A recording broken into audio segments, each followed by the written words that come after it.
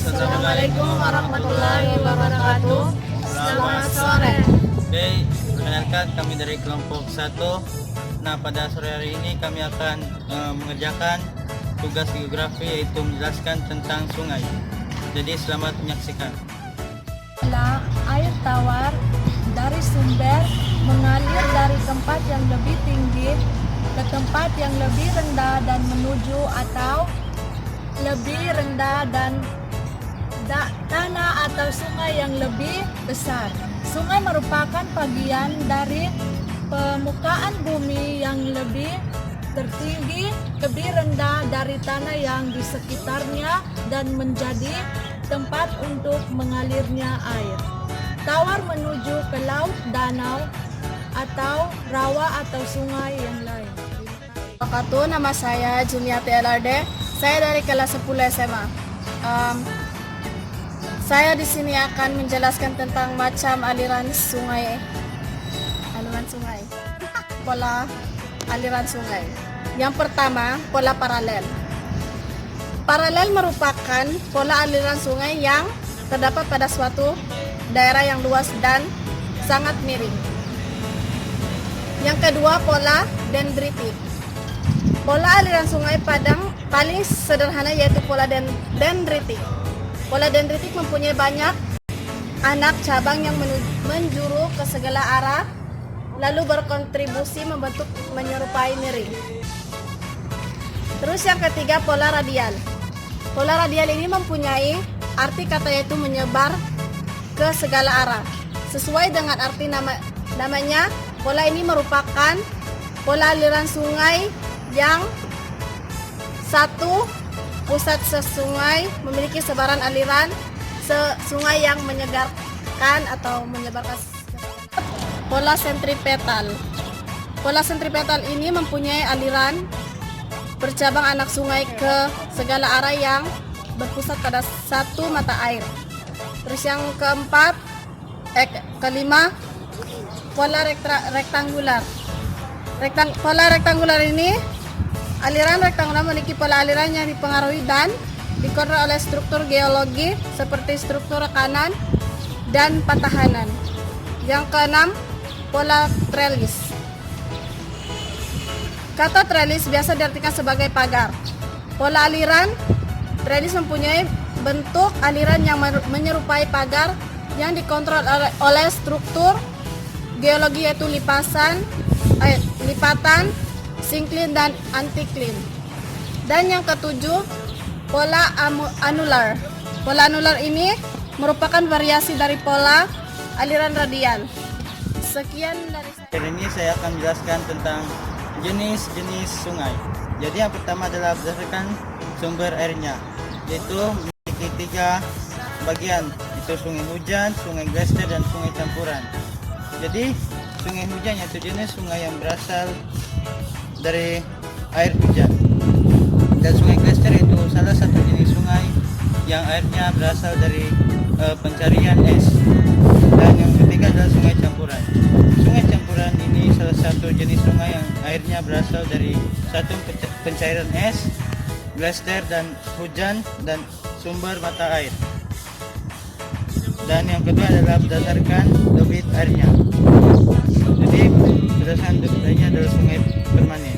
Jadi sungai permanen ini salah satu jenis sungai yang debit airnya sepanjang tahun relatif tetap. Dan sungai periodik yaitu salah satu jenis sungai yang pada waktu musim hujan airnya lebih banyak, sedangkan pada musim kemarau hanya tambah sedikit. Dan yang ketiga adalah sungai episodik. Sungai episodik itu salah satu jenis sungai yang pada musim kemarau airnya akan kering dan pada musim hujan airnya akan banyak. Dan yang terakhir adalah sungai efemeral, yaitu sungai yang ada airnya hanya pada saat musim hujan saja. Dan yang ketiga adalah berdasarkan asal kejadian atau genetikanya. Jadi sungai konsekuen. Jadi sungai konsekuen ini adalah salah satu jenis sungai yang airnya mengalir untuk mengikuti daerah lereng awal. Dan sungai subsekuen atau strict valley itu jenis sungai yang aliran airnya mengikuti sebuah strike batuan. Dan yang ketiga adalah sungai obstruent, yaitu salah satu jenis sungai yang airnya mengalir mengikuti arah kemiringan pada lapisan batuan dan bermuara di sungai subsequent.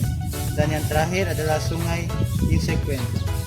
Itu salah satu sungai yang mengalir tanpa bisa kontrol oleh litologi ataupun struktur geologi.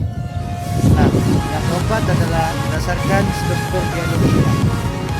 Berdasarkan struktur geologinya adalah sungai antecedent dan sungai superposed.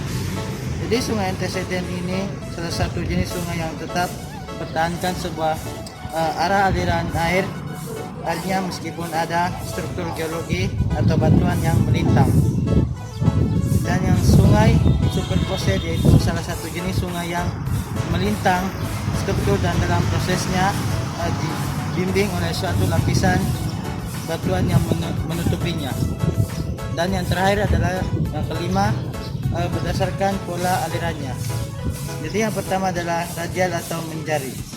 Radial atau menjari ini jenis yang satu ini dibedakan menjadi dua, yaitu radial sentrifugal dan radial sentripetal. Radial sentrifugal yaitu pola aliran yang menyebar meninggalkan pusatnya, dan yang satunya adalah yaitu suatu pola aliran yang menuju ke pusat. Nah, dan yang kedua adalah dendrik. Jadi dendrik ini salah satu jenis sungai yang pola alirannya yang tidak teratur. Dan yang ketiga adalah trellis sungai, yaitu salah satu jenis sungai yang pola alirannya yang menyirip seperti daun. Dan yang terakhir adalah anular, yaitu salah satu jenis sungai pola aliran sungai yang membentuk lingkaran. Manfaat sungai bagi kehidupan manusia memang sangat penting dan sangat vital. Seluruh makhluk hidup yang ada di bumi juga membutuhkan sungai. Apa saja manfaat sungai bagi manusia?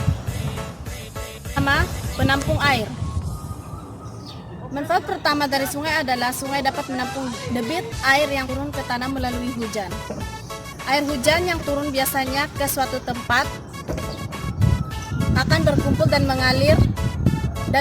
Tempat tersebut yang menjadi penampungan dari air hujan adalah sungai dan juga danau. Yang kedua, mengalirkan air ke hilir. Air memiliki sifat bergerak dari tempat yang tinggi menuju tempat yang rendah. Dengan berdasarkan sifat air inilah, sungai dapat mengalir air dari hulu atau sumber air menuju ke hilir. Yang ketiga, pembangkit listrik. Pembangkit listrik adalah sungai dapat menjadi salah satu energi yang dapat dimanfaatkan sebagai pembangkit listrik. Yang keempat, pusat dari ekosistem. Ekosistem merupakan suatu kumpulan tempat tinggal dari makhluk hidup dan segala penduduknya. Dan yang kelima, mencari nafkah. Sungai juga sering dimanfaatkan sebagai sumber nafkah dari berbagai kalangan masyarakat. Dengan kandungan dan keanekaragaman hayati yang banyak, sungai dapat menjadi sumber rezeki. Dan yang keenam, sumber bahan konsumsi. Selain sebagai salah satu sumber mata pencaharian, beberapa keanekaragaman hayati yang ada di sungai dapat menjadi bahan konsumsi. Dan yang ketujuh, tempat rekreasi. Selain fungsi hutan bakau, Anda juga dapat memanfaatkan sungai jika Anda merasa bosan dan penat dengan aktivitas Anda sehari-hari. Yang kedelapan, lokasi mencari ketenangan dan relaksasi. Beberapa orang memanfaatkan sungai sebagai lokasi yang tepat untuk mencari ketenangan dan mendapatkan. Terima kasih.